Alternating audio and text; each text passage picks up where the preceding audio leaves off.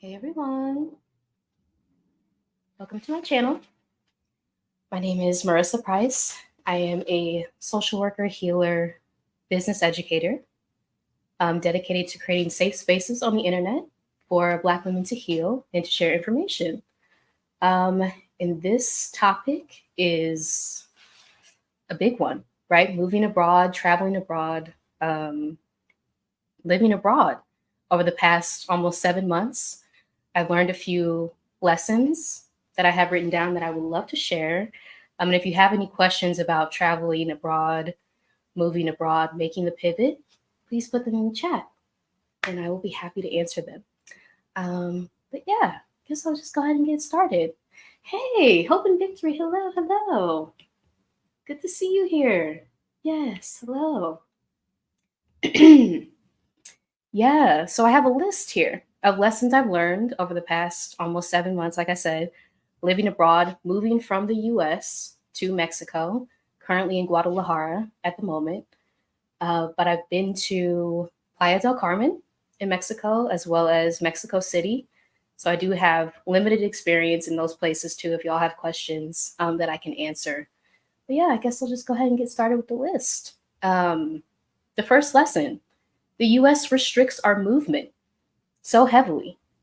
As Black people, right, as the descendants of people who were enslaved in the US, we didn't come to the US by choice.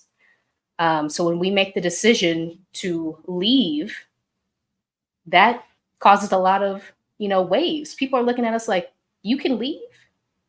You can leave? And especially when you leave the US and you get around white people, right? And you get around white people who look at you like, what are you doing here? You're supposed to be back. You're free to move? Yes. Yes. We have agency, we have autonomy if we do want to leave the US. And I'll get into that, the way that movement is also restricted through things like incarceration, right? That limit your ability to get a passport to leave. So these are all systems that are set up to restrict our movement, to keep us in a place that we did not consent to be in the first place. So that has been a huge lesson that I've learned moving abroad, right? And you're pushing back against systems of oppression when you take that into your own hands and like, no, I'm leaving. I'm leaving. I have a passport, right? You have the ability to secure a passport. Um, and that's something I've been thinking about, sharing more information on how to get a passport, right? For new travelers, for people who feel like they can't travel abroad. You can. You can. And I'm hoping to give like more information as a new traveler myself, right? The first time I've been out of the US was September 2022. So I'm a relatively new international traveler, um, and hoping to share more information on how you even go about it, right? It may look like taking a shorter trip abroad just to understand that you'll be okay, because it's the fear of something new. Even though we have so many survival skills, and that's another thing I have on my list, we have so many survival skills that we underplay. Being Black in the US, think about how many skills that you have had to learn, take on, how many environments you have to navigate where things are left unsaid, and you still have to learn how to do it, right? To preserve your safety and your family's safety. So that's real. But yeah, as we're getting into it, I would love to answer any questions that y'all have as they come up about traveling. Doesn't even have to be abroad, but traveling, moving, trying something new, trying something different, even starting an online business, which is the method that I use to kind of be able to leave the US, leave a toxic job, um, and really just pursue more freedom in my life. And that's another thing I have listed. Freedom is not always easy. When you have been confined, when you have been restricted for so long, and you have all of this time on your hands, right? You have all of this free space in your mind to kind of think about what you experienced. It kind of hits you hard sometimes. I know that was the case for me. It's still the case, right? Having the space, the distance away from a place that was so traumatizing to me, the memories come flooding back, right? Because when we're in survival mode, it affects our memory. It affects our memory. So once you are out of that, once you have time to breathe, space to reflect, those memories can come back, and it can kind of catch you off guard. It can catch you off guard. Yes. Okay, just going back to my list. Flexibility is key, right? So it's key to be able to move with changes, with things that are different from what you're used to. This has been so hard for me. I want to be fully transparent. I am a recovering type A person who had to have everything in place, especially working in the corporate world, as a lot of y'all can imagine, having to be on a schedule, right? Having to have all the T's crossed, the I's dotted all the time. That's something I'm still unlearning. To be more flexible, to embrace change and be able to pivot and learn that everything doesn't have to look like how I'm used to it looking like, right? It can look different, it can function different, and that doesn't mean it's worse. It just means it's different. So flexibility is key in realizing that people may live different when you travel abroad, when you live abroad, and it's important to have an open mind when you travel and not compare everything that you see to what you're used to, because there are issues with the things that you're used to. That's why you're kind of seeking this path of travel, right? So that's key. Another lesson: you don't have to be fluent in the language if you're looking to travel or move abroad to a place where you're not fluent in the language. It's okay. 9 times out of 10, and I can only speak for traveling to a Spanish-speaking country, right? Because I know that it's different depending on which language the country speaks. The pressure to be fluent, so that's real.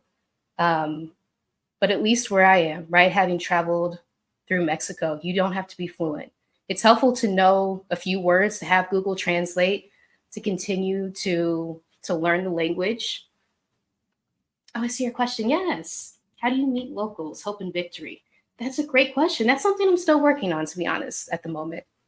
But I've been seeing like volunteer opportunities. I think really if you just get outside, so giving yourself time and space to rest, I feel like that's important, especially if you're recovering from the trauma of being in the US, right? A lot of us are leaving toxic jobs, toxic environments. So giving yourself time and space to rest, and then kind of slowly getting out there, putting yourself out there just to activities you used to do in the States, right?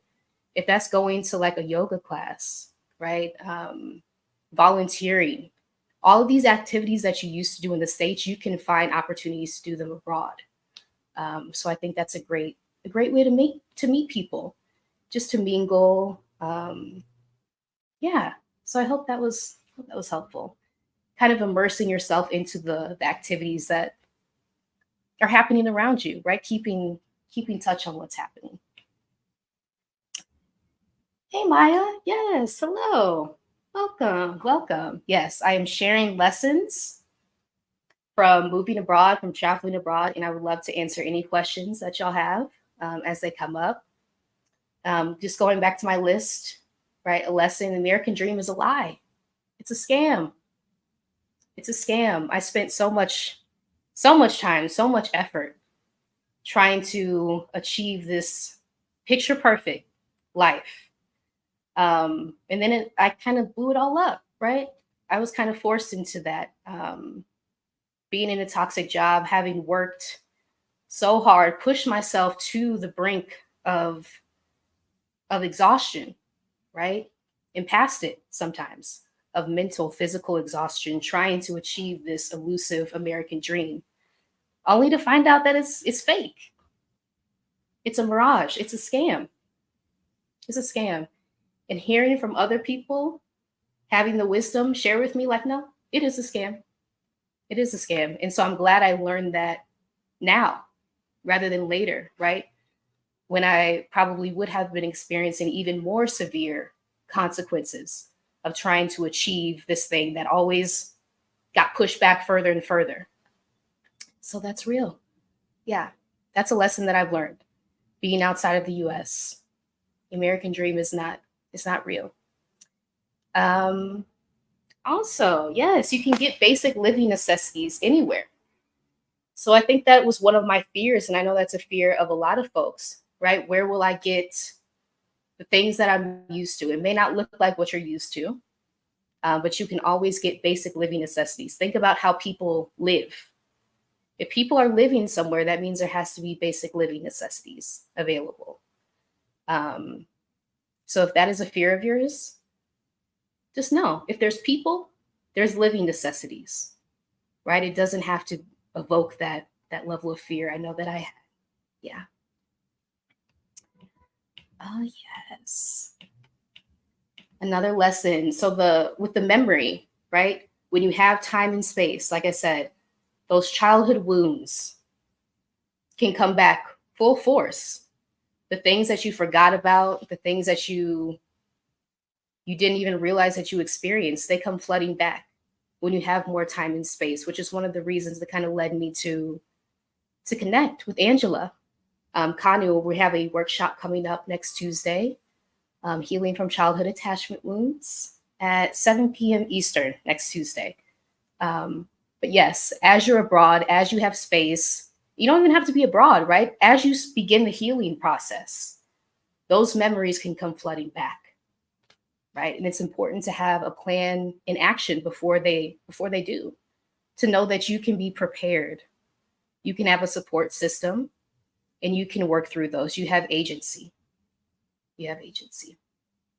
Hello, Carmen. Welcome. Welcome, y'all. Thank you so much for being here. I truly appreciate it.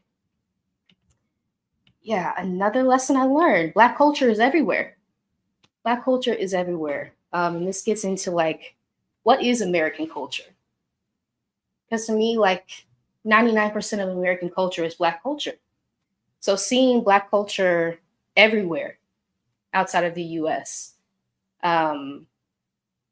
it's just giving me a new level of appreciation and pride in my culture, right? To see how influential it has been to the world, to see the impact that we have had on the world, to see it outside, to see, the music.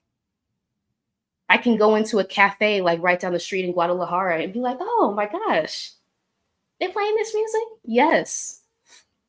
Black culture is everywhere.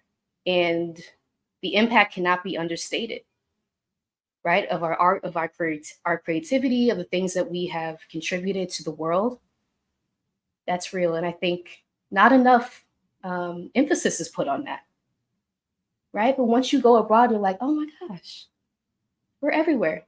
We're everywhere. The things that we have created show up all around the world, and it has influence and impacted so many people. Yes. All right, another lesson. We are tolerated often and not valued in the US. Our presence is tolerated. So it's kind of like, people are like, I guess you can be here. I guess you can come into this space. That's often like the vibe that I receive throughout my life, right? Being in the US and being outside of it, realizing that people actually welcome you. People actually want you to be here, being in spaces that are created for people to enjoy, like parks, right? Just being in a park and not feeling eyes on me all the time. Constant oversight, the constant oversight, the surveillance. The surveillance in the US is so real. You'll be doing something, minding your own business, right? And you'll feel someone like glaring at you from the side, like, what? That's real. And not having experienced that, like people are just doing what they do, right? Living day to day. And they're not worried about you. That has been freeing. That has been healing, right? Because sometimes you kind of develop like a complex and you feel like people are staring at you, because often they are, right? They're surveilling you, going back to how the US was even founded, right? The plantation system. You feel eyes constantly on you, watching you. And freeing yourself from that creates so much more mental space for you to be able to pour into yourself, into the things that you're passionate about. You don't have to sit there and worry that someone's glaring at you for no reason, just because you're in a space that they don't want you to be in. Yep. So that is Another lesson. Yes, but as I'm going through these, like I said, I would love to answer any questions that y'all have. Moving abroad, traveling domestically, starting a business, leaving a toxic job, anything like that. Our upcoming workshop on Tuesday, Healing from Childhood Attachment Wounds, centering the experiences of Black women because we're often not centered in mental health conversations, in childhood trauma conversations, we're often pushed to the margins, right? So this is centering Black women specifically. Hey, good to see you here. Yes. Hi, Alicia. Yes. Happy Tuesday. Happy Tuesday. All right, another lesson. I have here, what in the world was I eating? What was I eating in the US for my entire life? Being outside, food tastes completely different, right? Food tastes like food. It's like mind blowing once you've had a chance to like reset your digestive system, right? After all the things that we intake, all of the artificial ingredients, all of these things that we have consumed for our entire lives, it does a number on our bodies.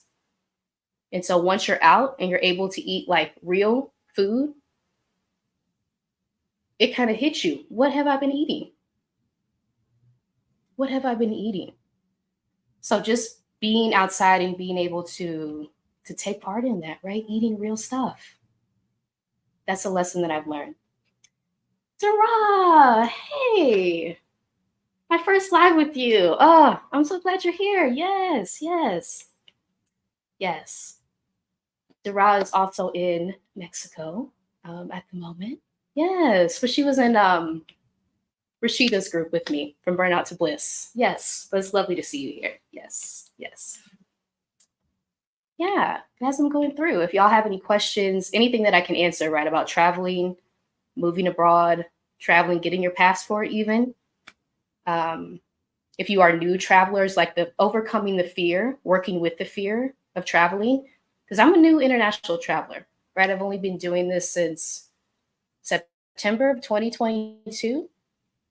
That's the first time I've been out of the US. So I'm new to this too. So I would love to answer anything that comes up. Ross says, me too. Great timing because I'm now going through some weird delayed burnout stuff. Yeah. Yeah. Ooh. Yeah. That's true. That's on my list too. Yep. Delayed burnout. Once you have that space, once you have the time away from the utter chaos and confusion in surveillance of the US, stuff comes back, right? Stuff that you've experienced that you've kind of pushed down just to survive. It comes back. It comes back. So it's important to give yourself time, space, rest as those come back because your body has been in survival mode, right? The systems that are set up in the US are not set up for us to thrive, to live. They're intentionally restrictive. When we talk about toxic workplaces, right? This treatment is intentional. And the more I'm reflecting on this, the more I'm realizing this is not just an oversight. This is not for a lack of DEI programming, which I have thoughts on. This is intentional mistreatment. And we are subjected to abuse in these workplaces, in these schools, in these colleges, right? We're subjected to abuse, and then we're expected to just go on and not have concerns. Not, yes, you're mistreating me. You're mistreating me. So giving yourself time to heal from that, because we're just viewed as workers, as numbers in the US, and being outside of that has been freeing. It really has. Something else on my list, a lesson, the trauma still lives in your body. So it's important to be aware of trauma triggers and prepare for those. So like I said, staring is a huge trauma trigger for me. Having grown up in all white environments for my entire life, right? Having people constantly stare at me, it creates a response in my body. And being outside of the US, I have to realize that people are not staring at me for the same reasons as they were. So that kind of creates or that has caused me to have to go back into my brain and kind of rewire it a little bit. Like they're not staring at me for the reasons that I experienced all throughout my life. They're just curious. And so I don't have to react the same way that I would before. So that's real. That's real. To be aware of your trauma triggers, right? Ooh, because there's so much trauma. I don't even think there are words. The amount of trauma just day to day, living in the US, the constant surveillance, right? The constant like feeling of what are you doing here? That's another thing I have on my list, like restricting access. Our access to spaces, to wellness is limited. It's intentionally restricted. And I've realized that I have been restricting a lot of my own access to spaces, even now being out of that environment, because it's so deeply ingrained. I'm realizing like the spaces that I want to go into, I will restrict my own access and feel like I can't go into those spaces. I have to remind myself, no, you good. You good. You can enter those spaces. They're for you. Sarah, hey. Yes, welcome. Welcome, y'all. Yes. Like I said, if you have any questions about traveling, moving abroad, getting your passport, if you're a new traveler, overcoming the fear of travel, of leaving the US, because we know the fear that is stoked in the US when you dare mention leaving the borders of a place that we did not consent to be, but yet they put the fear in us that when we leave, something bad is going to happen to us. I'm sorry, I'm the descendant of people who were enslaved. So I operate with that understanding at all times, right? So you're not going to tell me something bad is going to happen to me when you are the cause of so much bad, so much evil. Yeah. Yes. Okay, another lesson. The rush to go nowhere fast in the US, the constant rush, the constant pressure. You need to be producing at all times. You need to be grinding, right? Like you're a machine, constantly striving towards something at all times. Being outside of that, seeing people just live and realizing that it's enough to live. It's enough to sit in the park and do nothing, right? You don't have to be studying, you don't have to be reading, because even in our leisure time, there's pressure to do something productive all the time. A constant rush, a constant pressure. For what? Right? Being outside of that environment, it kind of makes you realize, what was I rushing towards this entire time? It's like there's this finish line that's put into our minds, like when really the only end destination is death. So where are we rushing to? Where are we rushing to? Yes. Mara says, grind all day, every day. It's exhausting. It is. Very exhausting. Yeah. And that internal pressure, right, that we've internalized, it doesn't go anywhere. You actively have to work through that. Once you leave the US, once you're out of that culture, it's still ingrained in you. Because this is 30 years of conditioning that I've had that now I have to unlearn, that I never asked for. So it's real. It's real. Yeah. Yeah, Alicia says, yes. Being in Mexico, I realized how fast I was walking. Me too, always with urgency. Yeah. That heat so that heat slowed me all the way down. Yes, yes. The heat in Playa del Carmen. Yeah, I met Alicia in Playa del Carmen. But yes, that heat will slow you down really quick. Really quick. Yeah, yeah.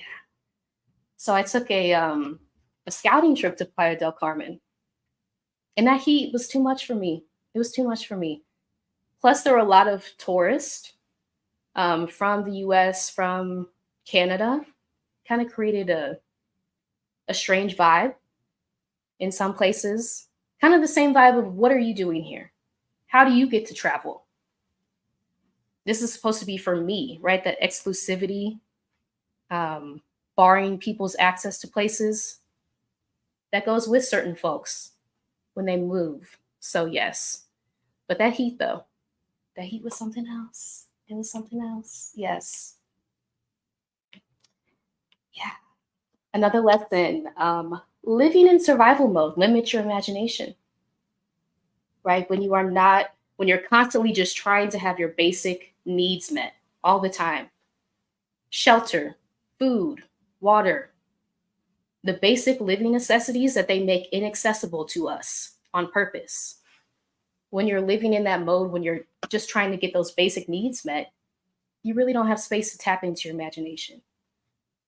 And so being outside of that, being in a space where you can rest, where you can breathe, where you're not under constant surveillance just for being Black, right? Just for being a Black person in a space where people don't want you to be.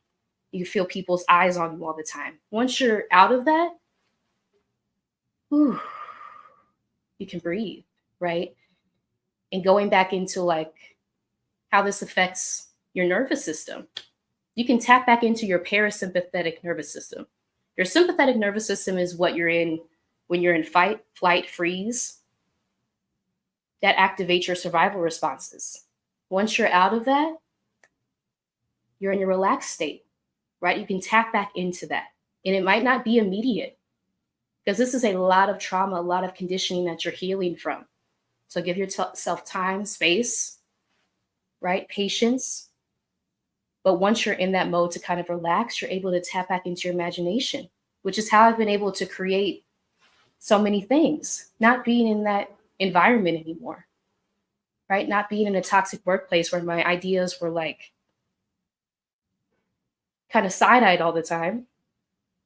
Just that, right? Being out of a country, again, where I felt like I was being tolerated all the time. Being outside of that, tap into your imagination, right? You're able to go with ideas that flow back to you as you have that time and space, as your brain is able to reset almost. You're rewiring your brain, right? Neuroplasticity is real.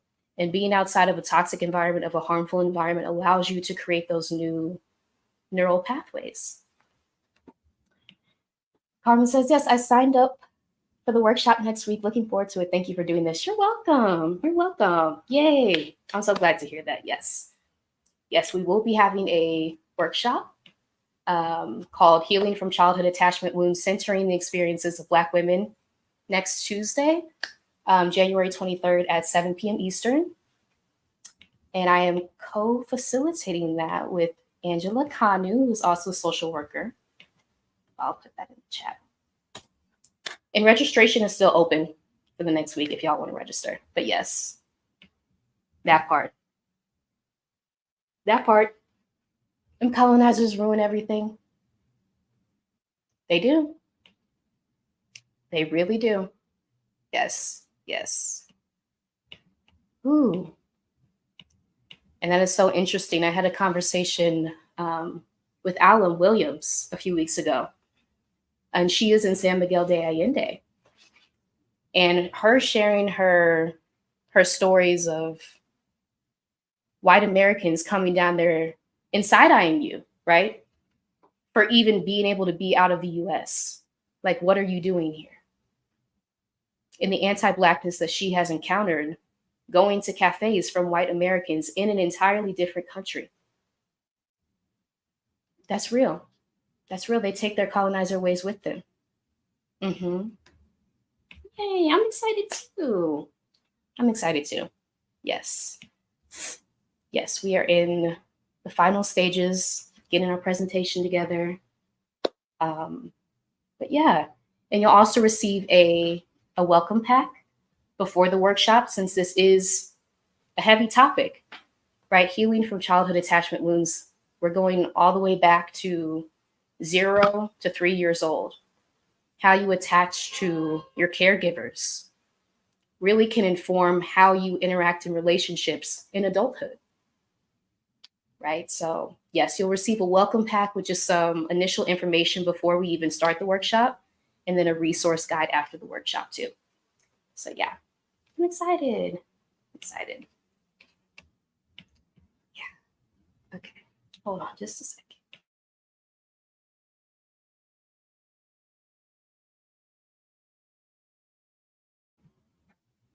Okay. Yes. Another lesson, you need less than you think you need. So I had like kind of on my vision board for a couple years now, minimalism. And I did not realize that moving outside of the US, that was going to be like a crash course in minimalism, right? Only having a certain number of clothes to pull from has been interesting.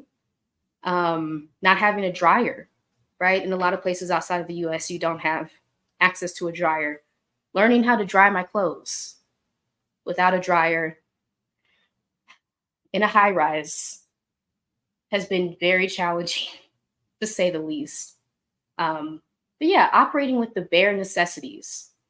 What do you need to live? And you realize you don't really need a lot to live, right? Few clothes, like living essentials, and you're good. You're good. But the culture of materialism in the US leads us to like constantly accumulate all of these things that we don't really need. We don't really need. Yeah. And at the moment I'm looking at my storage unit, which has been a thorn in my side, right? Realizing that I have all this stuff back in the US that I no longer need. But the fear of losing it was too great for me to like part with a lot of material things before I left the US. So that's real. Our attachment to material things because of the fear that's set up around what if you don't have it? Right? And that's another thing on my list, like buying things in bulk. A lot of the times when you leave, you realize that people just buy enough for a few days when it comes to groceries, when it comes to living essentials. Just buying enough for a few days because that fear of going without,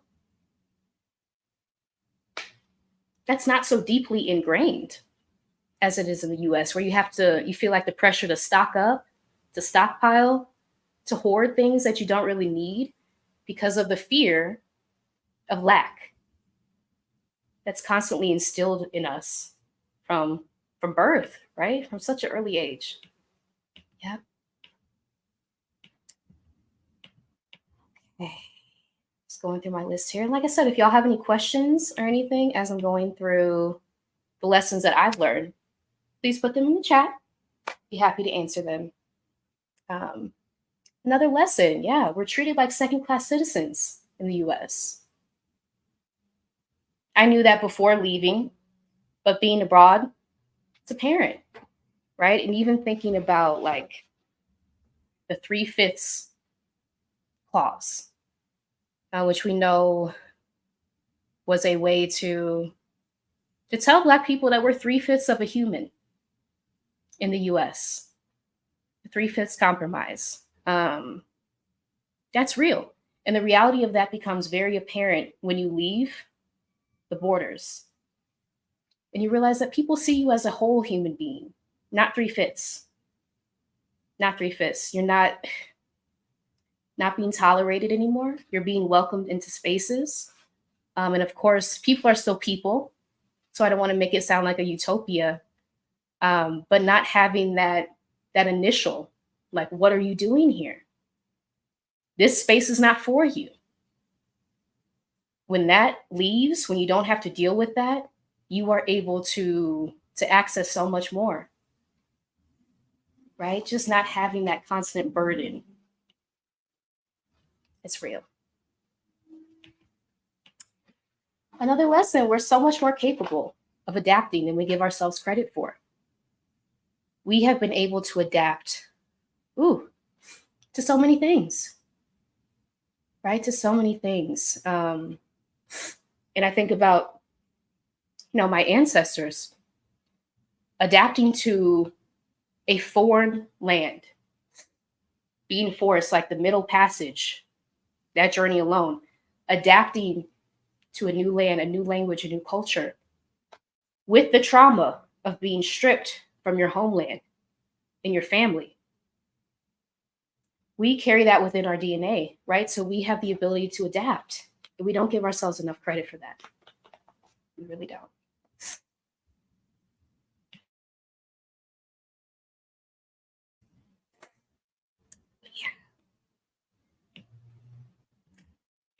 All right, just going through my list.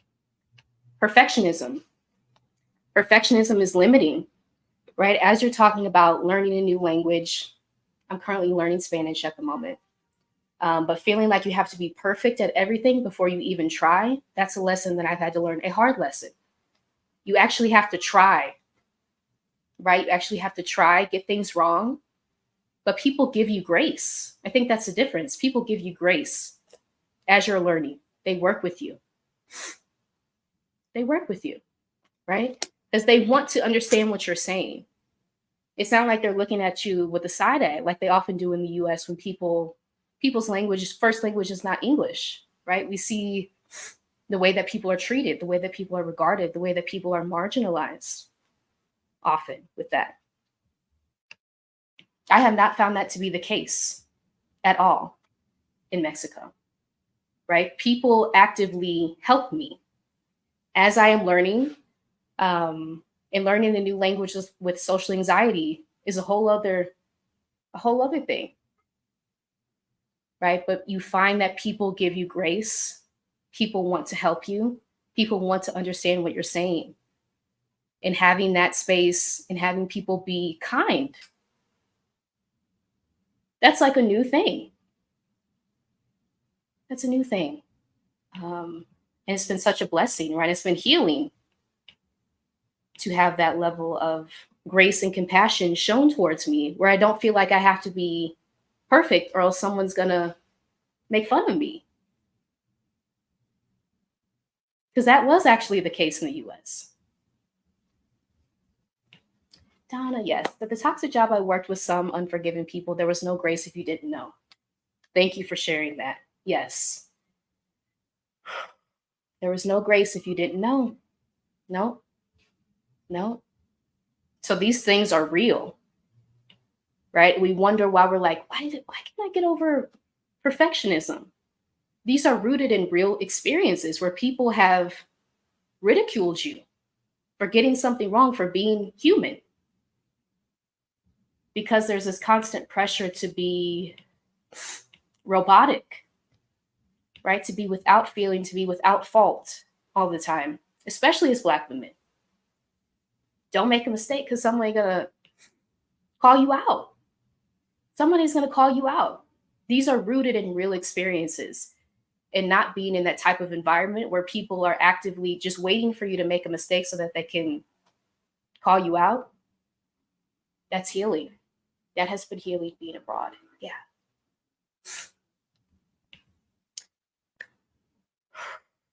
Hope and victory. Being around people who want you to fail. It is a lot. That sentence. Being around people who want you to fail. Who are actively waiting for you to fail. Just sitting there. It brings them joy. It brings them joy. Which brings up a lot of other questions. Yes. Thank you for sharing that. It is a lot. It is a lot. So the grace, the humanity, again, not trying to make moving abroad sound like a utopia, because people are still people. Okay. So don't ever want to like make it seem like people aren't. But there is a level of grace and compassion shown to you that I really have not experienced in the US before. And that has been welcoming and refreshing. And definitely a reason to consider traveling abroad, moving abroad, if that's your dream. Definitely a huge reason to consider and dream about it. Okay. Yeah.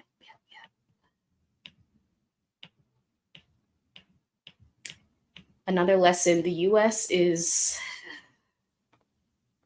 I have a word here, I don't think I'm going to say it, but The US is just utter chaos. It's utter chaos. Once you're outside of it, I mean, living in it, you have an idea, right? You have an understanding of what it's like. Being outside of it gives you a whole new perspective on what was I living with day to day. The constant hostility, the chaos, the violence, right? We know that it is a country founded on violence, founded on theft, on the enslavement, the trafficking of human beings. That is the bedrock of the US. And you can feel that in interactions every day, right? And being outside of that, taking your agency back, realizing that you don't have to stay in that, you have options. That's healing. That's healing. And so I hope to continue to share information about how you can travel abroad, how you can get your passport, how you can start your own business if that's what you want to do, right? To have a revenue stream to be able to leave a job that requires you to be in the US if you want to travel, because you deserve to live your dreams. You really do. Okay. I think the last lesson is individualism versus communal living, versus looking out for people around you, caring about your community, right? And we know that individualism is yeah. Donna says, depending on where you live, it can be homogenous in terms of demographic. Yes. Yes. Agreed. Agreed. Yep. Yeah. Individualism is a tenet, right? A core part of white supremacy, to make us think that we're just individuals living and we're not connected to each other at all. What we do doesn't affect each other. That's false. That kind of goes against living as human beings. We are meant to live in community. We are meant to care about each other, right? To care what happens. We're meant to do these things. And it's just like the teachings of white supremacy constantly telling us that no, we're individuals. I don't have to care if what I do affects you. That's kind of anti-human to me. That's anti-human. And being outside of that messaging, being away from that, realizing that not everyone operates that way. Even though it's told to us that that's the way to go. That's the path to pursue. Viewing yourself as an individual and disconnecting yourself from what other people are experiencing. It's not the case for everyone, right? The vast majority of the world does not live like that. That has been a huge lesson. Yeah. Yeah. But like I said, if y'all have any questions, anything that I can answer, just on anything, on traveling, moving abroad, healing from childhood trauma. We have a workshop coming up, Angela Kanu and I, on Tuesday, next Tuesday, healing from childhood attachment wounds. I'll link that here again. Yes. But yeah, if there are no questions, I want to thank y'all so much for being here. I truly appreciate it. I always think that I'm just going to be solo on these lives, and that's fine. That will be totally okay. But I truly appreciate y'all being here, sharing everything that you have in the chat. And like I said, I hope to share more resources, information about how to actually travel, move abroad, if that is your dream, right? Just to have a different perspective on the chaos that we are surviving every day in the US, because it's not normal. Although it's normalized, it's not normal. So yeah, you're welcome. You're welcome. Yes. Dara says, so what I've learned is that moving away doesn't do it alone. I think where I am right now is needing some practices to soothe my nervous system after all these years of stress. But thank you. Thank you for sharing that. Thank you.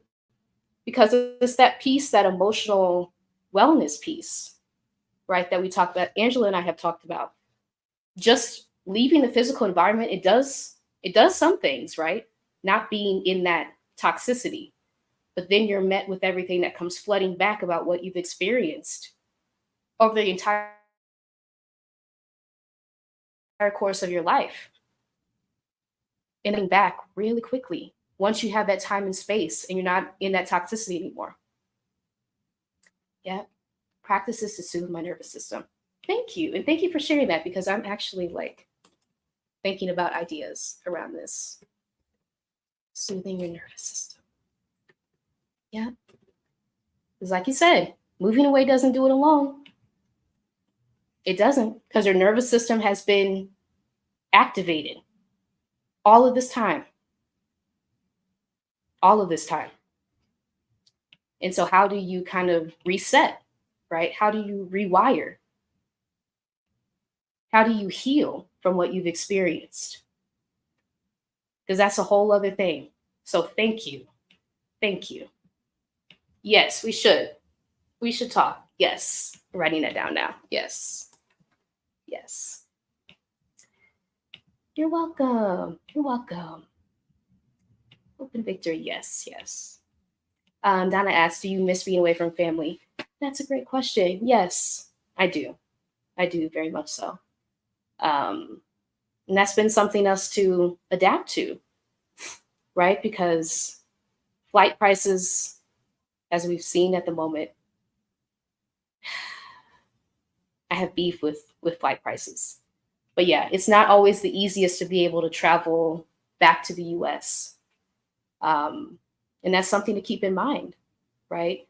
But yes, that has been something that's come up for me a lot, missing my family, right? Missing comfort, missing the things that I'm used to, even though it's been healing being away from a lot of that, right? A lot of the roots. I miss my roots sometime. So yes, that has been real. That has been real. And I think that's another thing, like when you're thinking about emotional health, building an emotional health toolkit, which Angela helps her clients do. That's key.